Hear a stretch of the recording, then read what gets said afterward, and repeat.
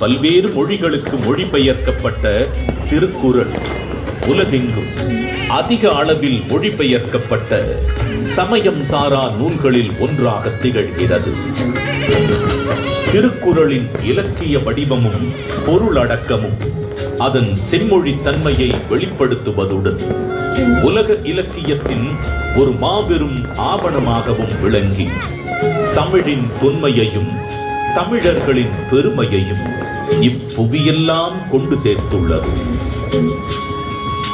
வள்ளுவருக்கும் அவருடைய குறளுக்கும் பெருமை சேர்க்கும் வண்ணம் அன்றைய தமிழகத்தின் முதலமைச்சராக இருந்த முத்தமிழறிஞர் டாக்டர் கலைஞர் மு. கருணாநிதி அவர்கள் திருக்குறளுக்கு உரை எழுதியது மட்டுமல்லாமல் பேருந்துகளில் திருக்குறள், பள்ளி பாடங்களில் திருக்குறள், திருக்குறள் கவியரங்கம், திருக்குறள் ஆய்வு என எளிய மனிதருக்கும் வள்ளுவரை கொண்டு சேர்த்தார்.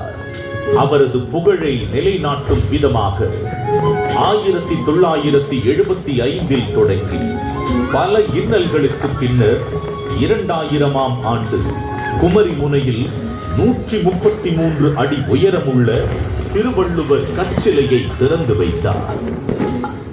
இதைத் தொடர்ந்து குமரியில் உள்ள திருவள்ளுவர் சிலையின்